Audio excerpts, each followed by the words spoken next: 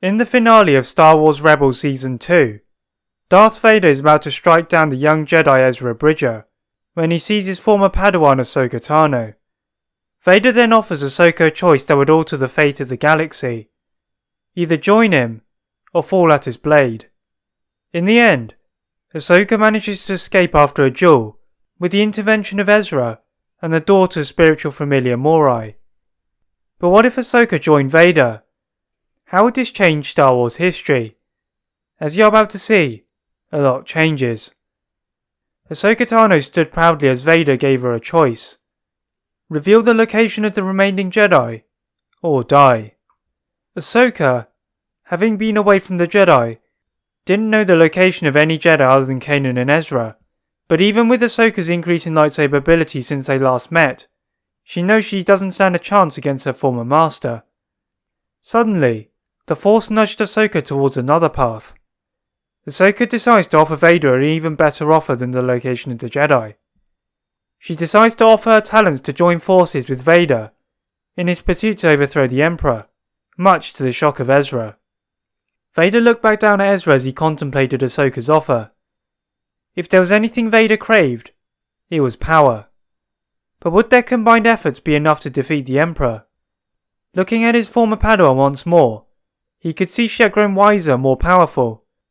With the temple collapsing, Vader accepts Ahsoka's offer, and together they go back to his shuttle, leaving Ezra's fate to that of the temple. Vader now has another choice with regards to the Emperor. Reveal Ahsoka to the Emperor, or keep her hidden. He decided to keep her hidden, or she would suffer the same fate as many others who had crossed the path of the Emperor. But first, she would need to be exposed to the dark side.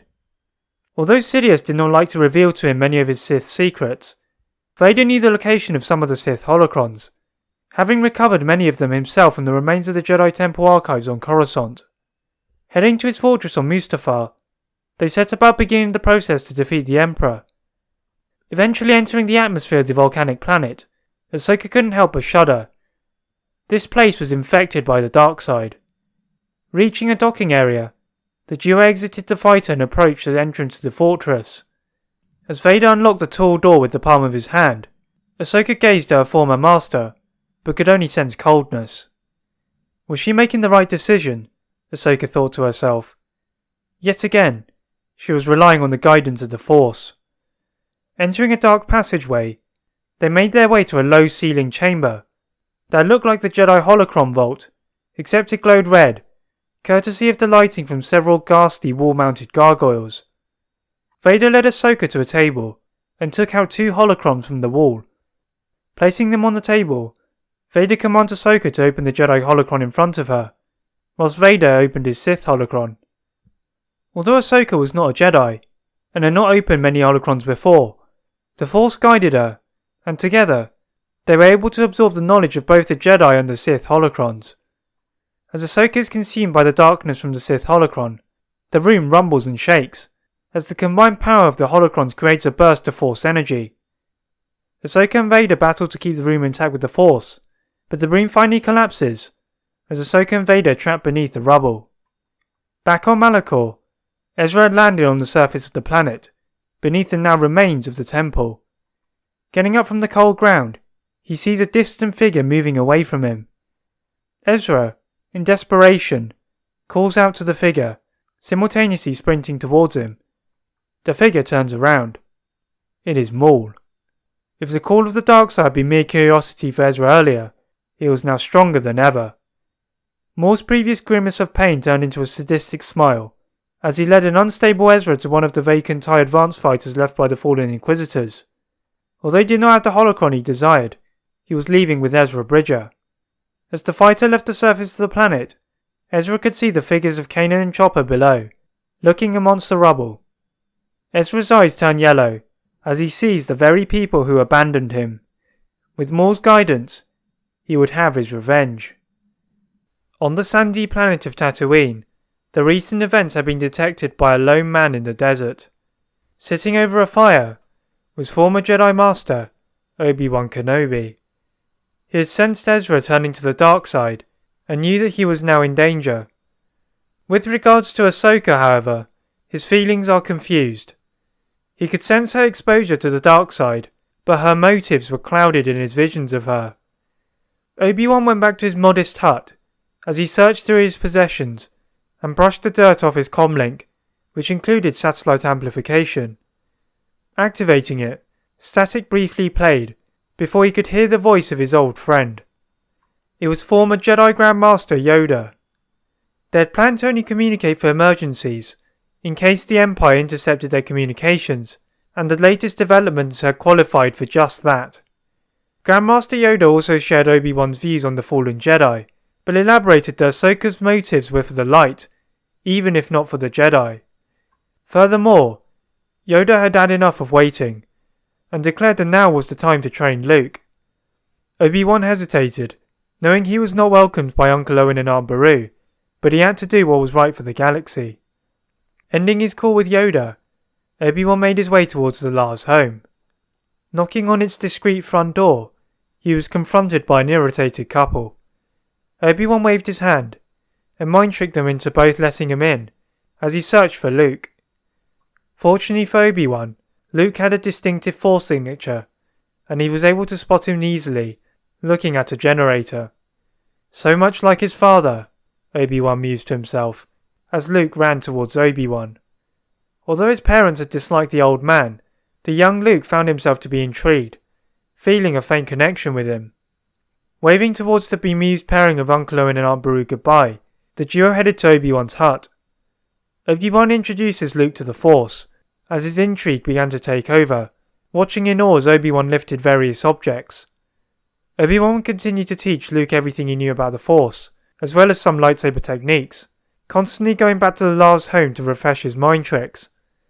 Although it may have been contrary to the morals of the Jedi, Obi-Wan saw no other alternatives. However, one day, once training had been completed, the duo sensed a disturbance in the Force. Looking overhead in the fading light, they saw an ominous-looking shuttle touch down, several kilometers from their location. Searching for any Force signatures, Obi-Wan found his senses to be clouded. But whatever it was only dark. Obi-Wan quickly snuffed out the fire with the Force, and with Luke, collected their remaining possessions, and used their speeder to head off to the cantina. Upon entering Mos Eisley Cantina, Obi-Wan heads to a shady room, and uses a mind trick to purchase a small freighter at a reduced price, as they disappear into the night sky. Whilst Luke ensures there are no tracking devices near the ship, Obi-Wan programs the ship for the planet of Dagobah. The time had come for Luke to begin the next phase of his training, and to become the Jedi his father could not be. The occupants of the Imperial shuttle, meanwhile, had disembarked just as Obi-Wan took off. As the ramp opened slowly, it revealed the two figures of Darth Maul and Ezra Bridger, with Maul looking like a hungry predator. Seeing the remains of a fire, Maul senses that Kenobi's presence had been here before, along with another being. Maul stamped his cane on the ground in anger, causing a force shockwave, dislodging the sand surrounding them, knowing he had missed out on an opportunity to eliminate the very being who had ruined his existence. As the sand settled, they see a shuttle likened to the one they had stolen land close by. As the ramp opened with a hiss, the intimidating figure of Darth Vader revealed himself, with his apprentice Ahsoka Tano behind him, marching towards Maul and Ezra with purpose and malice. Maul knows that he and Ezra were not prepared for such a confrontation so soon, and they quickly escape to their stolen shuttle, enhancing their foot speed with the Force. Vader stopped Ahsoka from going after them as he looked at the remains of the campsite. He would deal with them later. Looking around, he sees a level of tidiness that could only be associated with one person: his old master.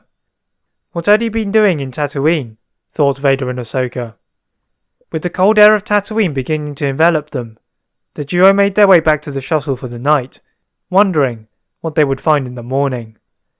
The morning light from the twin suns ascended upon the planet of Tatooine. For the two inhabitants of an Imperial shuttle, today would be a journey of discovery. Those inhabitants were Darth Vader and Ahsoka Tano. Vader rarely slept, due to the considerable pain the Emperor had subjected him to in the ghastly suit, so he appreciated last night's rest of his weathered cybernetics. Ahsoka, meanwhile, had not used the night to rest, as again, She contemplated if she was doing the right thing. Her search into the Force was inconclusive. Together, they descended the ramp of the shuttle, as they could see the remains of Obi-Wan's camp much more clearly. Upon closer inspection, daylight revealed faint footprints, leading away from the campsite. Following them, they find their way to a small hut. This was the former home of Obi-Wan Kenobi. Vader and Ahsoka aren't surprised to find the home completely devoid of possessions. Obi-Wan was not that short-sighted, even for a Jedi. However, the finding of Obi-Wan's home did not help discover what he was doing here in the first place. Ahsoka pulled out a pair of macro binoculars from her pouch as she observed the scenery. No wonder her master had hated this place. There was only sand, thought Ahsoka to herself. After a moment, Ahsoka could make out the silhouette of a slightly larger building than Obi-Wan's home. Pointing this out to Vader, he nodded with authority as they sped off to the building. But as they were stone's throws away from the building, Vader stopped in his tracks. Memories of Vader's past life began to resurface, as he collapsed in pain once more. Vader requested for Ahsoka to go alone, as he trundled back to the shuttle. Ahsoka nodded in acceptance, and knocked on the entrance to the building. An elderly gentleman opened the door, with a strangely confused look on his face, as he saw Ahsoka. He was clearly not used to Togrutas being on Tatooine. Allowing herself into the home, she began to question the man who introduced himself as Owen, and a lady named Beru, on what they knew about Obi-Wan Kenobi. They knew very little, except he had tried many times to train Luke, but they were scared he would become like his father. Now it seemed, Obi-Wan had taken matters into his own hands, and abducted Luke from their home. Ahsoka left the Lars' home, and headed back to the shuttle, wondering what else Vader knew about this mysterious Force sensitive named Luke. Re-entering the shuttle, she sees Vader slumped over the pilot's seat, looking even more despondent than usual. As Ahsoka entered the cockpit, they both sensed the same thing: hatred towards the Emperor. With a renewed determination, they headed back to Mustafar, intending to rebuild the collapsed holocron vault. In the meantime, Obi-Wan was oblivious to the events surrounding his old home, as he and Luke entered Dagobah's atmosphere. The duo sense of the planet was extremely strong with the light side of the Force, hence why the Sith had neglected the planet. Touching down in a boggy marsh, the Force guided them to a small hut, that only one person Obi-Wan knew could live within it. Entering the hut, they see the diminutive figure of Yoda observing a small pot. Although Luke had never seen Yoda before, he could understand why Obi-Wan held him in such high esteem. It was as if his large ears projected knowledge of the Force. As Yoda beckoned them to sit, they merely sat in silence for what seemed like hours, as Luke passed the time by meditating. Yoda is suitably impressed by Luke's patience. Perhaps he was not following in his father's footsteps after all. The trio then went outside, as Yoda began a series of tests on Luke, in order to determine his progress thus far, as Obi-Wan stood at the side, observing proudly. Yoda is pleased with the progress Luke has made under Obi-Wan, but senses an underlying fear. This was something which would shape his training. In the outskirts of the Outer Rim, Darth Sidious was menacingly walking upon a rocky terrain, as he was furious about the latest signals given to him by the Force. One of the most powerful Sith Lords in galactic history was in the unknown. His apprentice had not responded to any of his communications in the past month. Perhaps his trip to Malachor in search of the holocron had not been successful. After all, he had heard reports of his Inquisitor's demise. It was time for Sidious to make his own trip to Malachor and unravel this newest development in the Force. As Sidious sped off to Malachor, he used the journey to search deeper into the Force, as he sought to find his apprentice. He could sense a faint presence, as if he was teetering between life and death. But not life and death of the physical realm, but of severing their connection. So his apprentice was thinking of betraying him, Sidious asked himself. Sidious let out one of his trademark devious cackles. He had planned for this eventuality by purposely restricting Vader's suit, and ensuring he did not tell his apprentice all of his Sith secrets, merely what he needed to do his bidding. Unlike himself, Plagueis, and Tenebrous before him, Vader would not succeed in ever becoming the true Lord of the Sith. Diverting his thoughts away from Vader, Sidious turned towards the light side of the Force.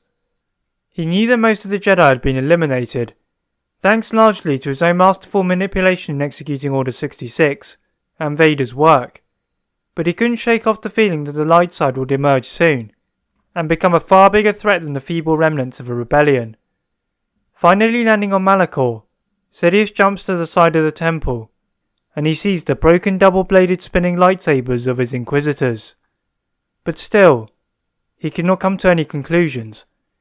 Sidious looks further around the base of the temple, and it was unsurprisingly severely damaged. Using the Force, he levitates above the foundations of the temple, and he sees that the super weapon has not been activated. However, a holocron had been present alongside the Kyber crystal. Sidious is unsure whether to be relieved or confused. If the holocron had disappeared, it was likely that his apprentice had taken it. But could someone else have bested him? After all, Vader was not unbeatable, unlike Sidious himself. Looking further into the rubble, and levitating a few rocks, he sees the remains of a lightsaber that he didn't recognize. Giving it a good rattle, a small blue crystal pops out. A Jedi's weapon, Sidious thought to himself. Vader had managed to defeat the Jedi after all. With nothing else on Malachor, Sidious flew away from the planet, using the Force to guide him to his next location, as he wondered how he would locate his estranged apprentice. Far away from Malachor, Darth Vader and Ahsoka Tano had returned to the planet of Mustafar, filled with hatred for the Emperor. Re-entering Vader's fortress, the duo levitate rubble to get back to the vault, whose foundations are fortunately visible. Vader activates his holocom, and summons a dozen of specialist Empire agents to inspect the damage. Whilst the damage is being repaired, Ahsoka meditates, something Vader had struggled to do without the aid of his hyperbaric chamber, and even then, the pain was severe. Ahsoka could now see through the flaws of the Jedi, and why Vader had become who he was. They had limited her master's powers, and it was no surprise he wanted more. As a result, Ahsoka would always straddle the line between light and dark, fighting for what was right. Vader's robotic, intimidating voice brought an end to Ahsoka's musings, as the repairs had thankfully not taken long, thanks to the aid of the Force. Together, they resumed their task of opening holocrons. However, they were not the only duo in the galaxy looking for holocrons. Having missed out on the holocron on Malachor 5, Darth Maul and Ezra Bridger are in the search for other holocrons. Their logic guides them to the Jedi Temple on Coruscant, assuming the holocron vault was still intact. Upon landing on Coruscant, the duo manages to evade the litany of guards at the entrance to the temple. Once inside, they sneak their way around various hallways and staircases, as well as hurdling fallen pillars, all the while sensing an underlying darkness, not associated with the Sith temple beneath them. Finally reaching the entrance of the holocron vault, the duo twisted the handle of the large circular door, but were met with a horrible sight. Someone was already there. "You are foolish to return," muttered the hooded figure, raising a finger at Maul. Then from his robes, he threw a bunch of modulation circuits and a ruined power cell to the feet of Ezra, as Ezra looked at them in confusion. Bending down to pick them up, he chanced to glance upwards at the hooded figure. It was unmistakably the Emperor. As Ezra backed off slightly, the Emperor cackled. This was the beginning of the end. Maul tightened the grip on his cane. As Sidious approached he and Ezra with malicious intent. Maul then unsheathed the crimson-red blade from his cane, as he prepared for one last duel, as Ezra did the same with his makeshift lightsaber beside him. Sidious cackled, and didn't even bother to summon his lightsaber, as he raised his right hand and grasped Maul by the throat, throwing him around the vault with ease. He thought he had a use for Maul all those years ago on Mandalore, but he had now served his purpose. Quickly force-pushing Ezra into a corner, Sidious took Maul's own lightsaber from his hand and pierced it into the chest of Maul as his body lay limp. He would forever be a slave to the dark side of the Force. Ezra, seeing the fall of Maul, leaps to his feet and foolishly attempts to charge at Sidious, whom hoists Ezra into the air as he had previously done to Maul, but this time summons pure white force lightning into the torso of Ezra, causing his hatred to swell. Sidious grinned from ear to ear, as he thought that Ezra could succeed where Maul couldn't. Taking a now hate-fueled Ezra back to his cell on his shuttle, Sidious headed for the Death Star, which he knew was approaching completion. Upon completion, he would eliminate the feeble rebellion, alongside his new apprentice, one far more loyal than Vader ever was. Back on Dagobah, Luke's training is nearly complete, as to Yoda and Obi-Wan's surprise, his determination to train is overriding his underlying fear. As a result, Yoda is able to teach more advanced Force techniques such as Tutaminis, which would help Luke when encountering the Emperor. Whilst Tutaminis had been taught to most of the younglings of the Temple to a moderate level, Luke needed to be prepared for the Emperor's Force lightning attack, as well as other Sith magic he could conjure. Watching from close by, Obi-Wan was pleased with the changes not only in Luke, but also in Yoda. It was evident that the exile had changed the former Grandmaster's understanding of the Force and the Jedi, growing even wiser, where he had thought that was not possible. Suddenly, Obi-Wan feels a slight tremor through the Force. The light-sided nature of Dagobah manages to muffle the sensation, but Obi-Wan recognizes it as the downfall of his old adversary Darth Maul.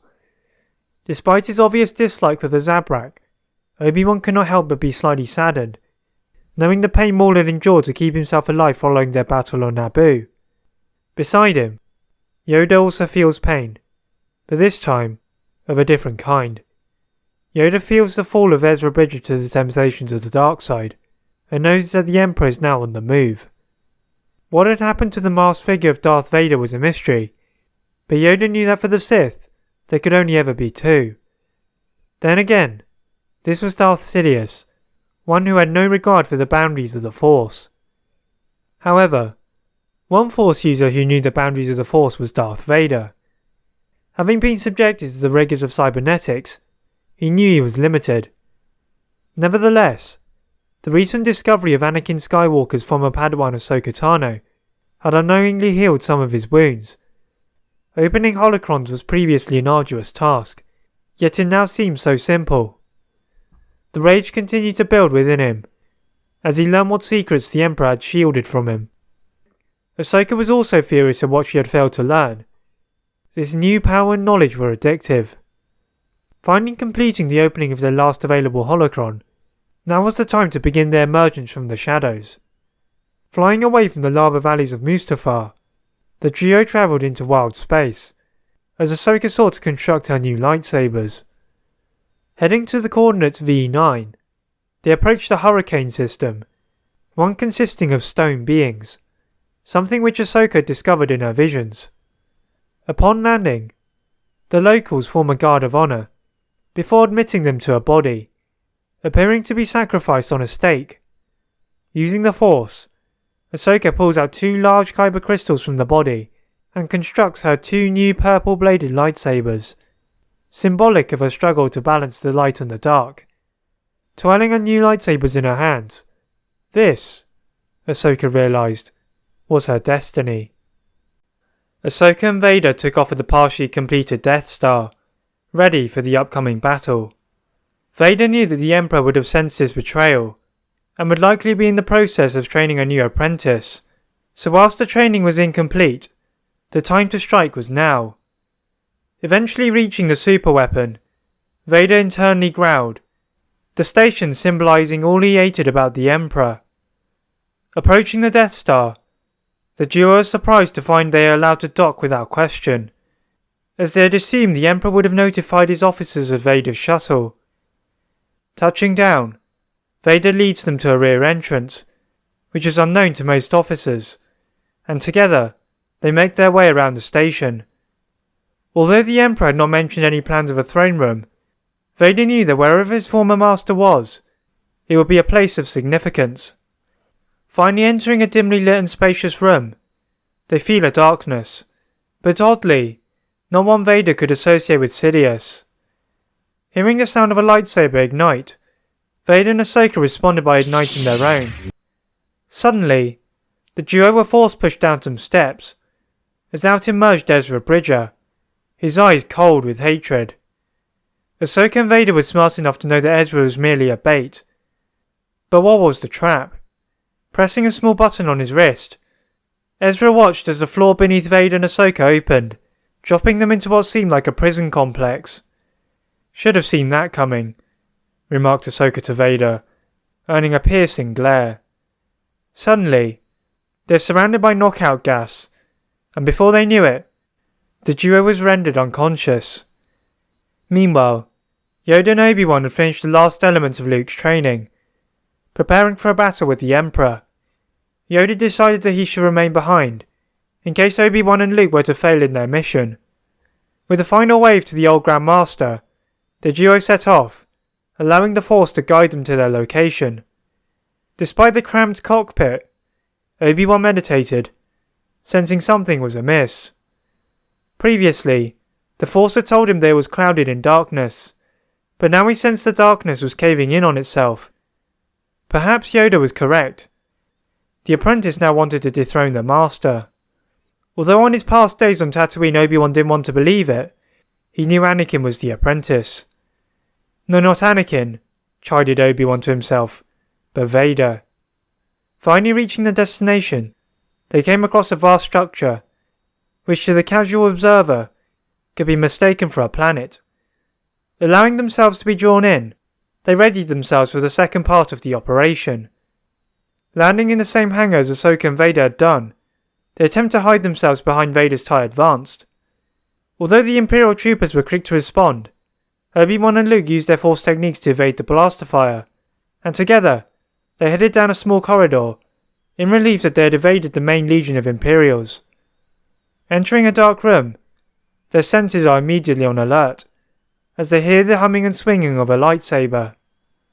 Luke moved first to the presence, and noticed it was someone relatively young, and full of conflict. This must have been what Obi-Wan was referring to. Landing a few precise hits whilst Obi-Wan lumbered over, Luke managed to find a route through Ezra's unpolished defences, as he was clearly still getting used to his new dark side powers, and slashed his side. Ezra groaned in pain, as Obi-Wan used a rare Force technique to put Ezra into a state of unconsciousness.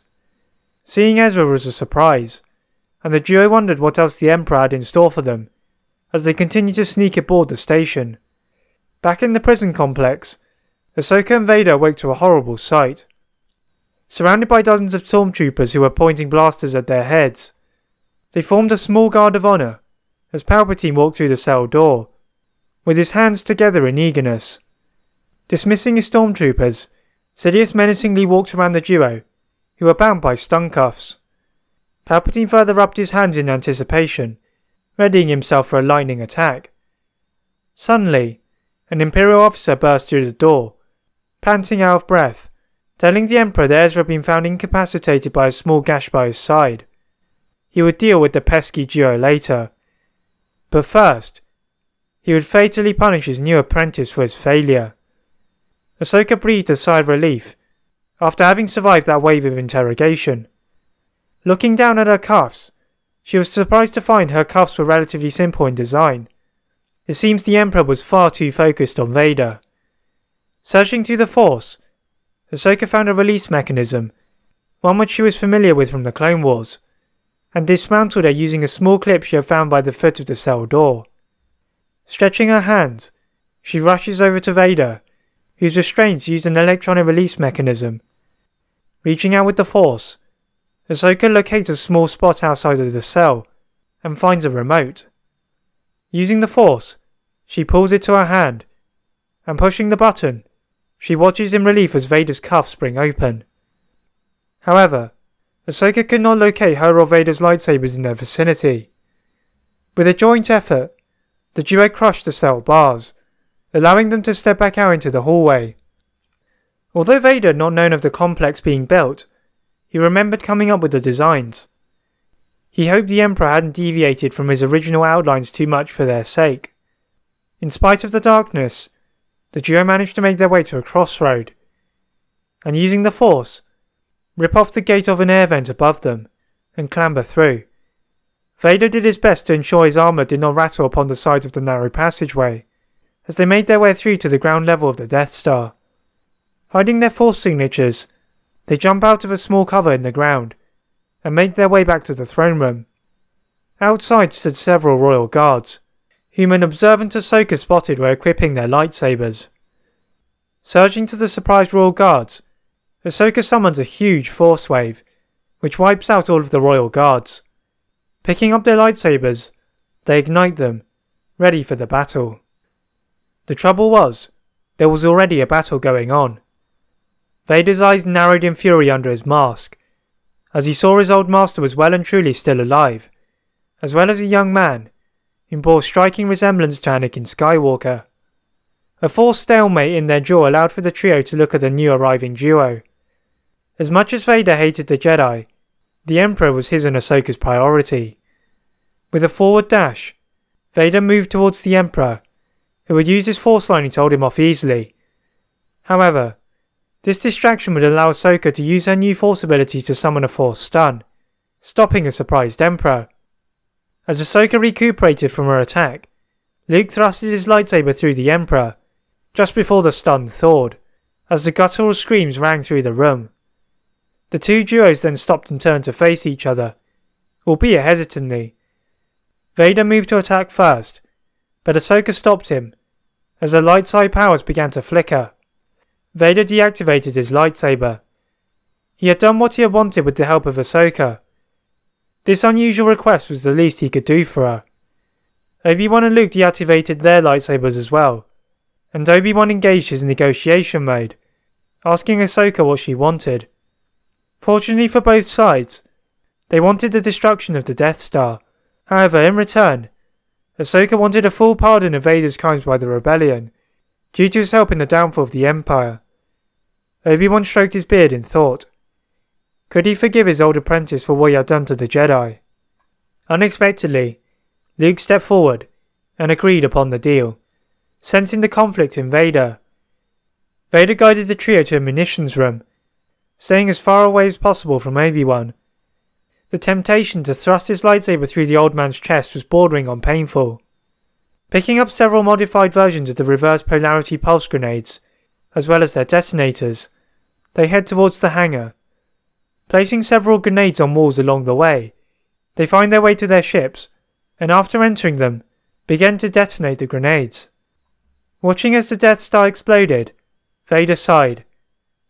Although he had managed to redeem himself, looking to Ahsoka, shadows of his past would haunt him forever. That is it for this series of What If Ahsoka Joined Vader. Please like this video, and subscribe as we are getting close to 200 subscribers, as well as for more What Ifs. And as always, leave a comment on what if you'd like to see next. Thank you very much for watching, and see you next time.